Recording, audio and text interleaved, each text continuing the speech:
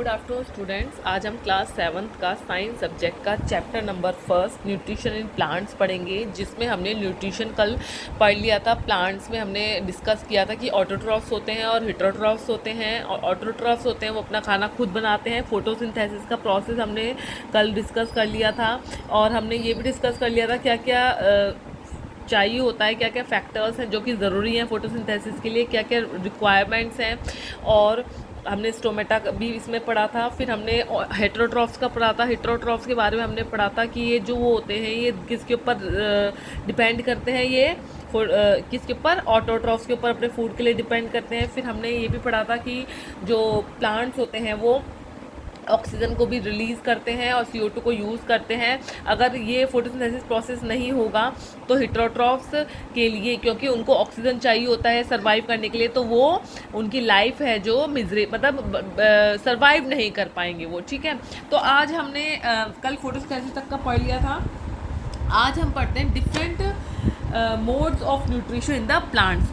जो मतलब अब प्लांट्स में किस किस तरीके से न्यूट्रिशन होता है। एक तो हमने पढ़ लिया, फोटोसिंथेसिस तो पढ़ ही लिया है हमने, लेकिन और भी तरीके हैं कि किस प्रकार जो प्लांट्स में न्यूट्रिशन होता है या वो फूड कैसे बनाते हैं अपना। चलिए तो देखते हैं, इसको पढ़ते हैं।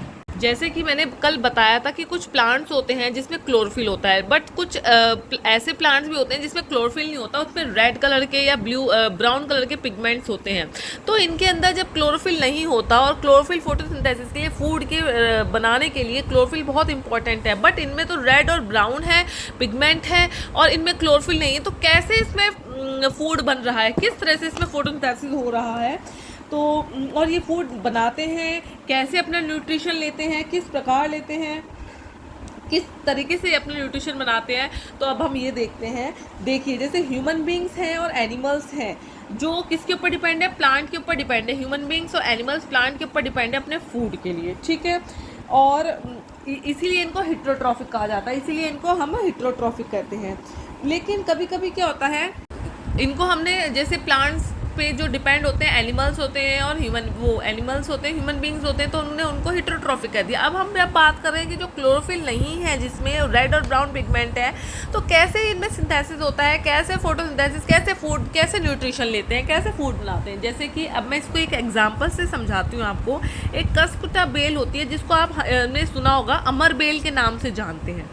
जो ये अमर बेल होती है, इसमें क्या होता है, इसमें क्लोरोफिल नहीं होता है, और ये क्या करती है, ये दूसरे जो ट्रीज़ होते हैं, ट्रीज़ के ऊपर ये क्लाइंब करती है, ट्रीज़ के ऊपर ये क्लाइंबिंग कर लेती है, या ट्रीज़ के ऊपर बिल्कुल फैली रहती है। आपने देखा होगा उस पर येलो येलो कलर के फूल आते हैं, येलो कलर के फूल आते हैं, और आप जैसे जाते हो तो पूरे प्लांट को ये ऐसे कवर कर लेती है, और उसी से ये क्या करती है, अपना फोटोसिंथेसिस या वैल्यूएबल न्यूट्रिएंट्स हैं वो एब्जॉर्व करती है। अमर बेल होती है जिस ट्री पे ये फैल जाती है, उसी से अपने जो न्यूट्रिशन या जो भी न्यूट्रिएंट्स होते हैं उसी से एब्जॉर्व कर लेती है। और जिसके ऊपर ये वो होती है, जिस ट्री पे ये फैलती है या क्लाइंब करती है, उसको हम होस्ट कहते हैं।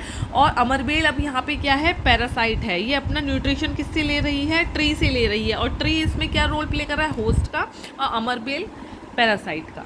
एक वो देना चाहती हूँ, कुछ इंसेक्टिवोरस प्लांट्स होते हैं। इंसेक्टिवोरस प्लांट्स क्या होते हैं, ये इंसेक्टिवोरस प्लांट्स वो होते हैं जो इंसेक्ट्स के ऊपर फीड करते हैं, इंसेक्ट्स से अपना न्यूट्रिशन लेते हैं। फॉर एग्जांपल मैं आपको इसमें एक वो होता है, पिचर लाइक प्लांट होता है। पिचर को होता है मतलब pitcher like plant, pitcher like, उसका पिचर प्लांट कह सकते हैं इसको, पिचर प्लांट बोलते हैं इसको।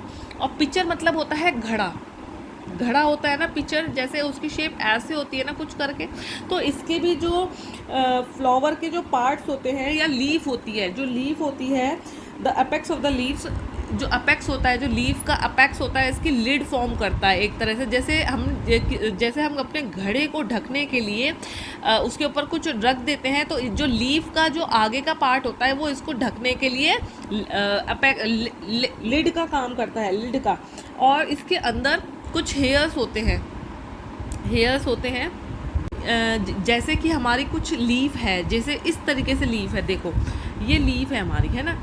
अब ये कुछ इस तरह मॉडिफाइड हो जाती है, जैसे कि अगर ये है, ये लीफ है, जैसे हमने बताया ये लीफ है, ये कुछ ऐसे घड़े की तरह मॉडिफाइड हो जाती है और जो इसका ऊपर का पार्ट है वो इसको कवर कर देता है, जैसे कि इसने इसको लिड नहीं होती जैसे कोई भी ढक्कन होता है किसी चीज़ का, इस तरह से इसको कवर करके रखता है। और इसके अंदर हेयर्स होते हैं, जैसे ही कोई भी कीड़ा मकोड़ा या कोई इंसेक्ट्स अंदर आता है, एक तो वो इन जो ये हेयर्स होते हैं, इन हेयर्स में कीड़ा आया, जैसे कोई भी है ना, कीड़ा आया, इंसेक्ट आया, तो इंसेक्ट अंदर आता है, इन हेयर्स में फंस जाता है, एंटेंगल हो जाता है।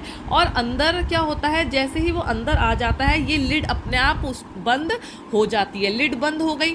जब लिड बंद हो जाती है तो वो बाहर तो निकल ही नहीं सकता, वो अंदर ही ट्रैप हो जाता है और इनके अंदर भी फंस जाता है।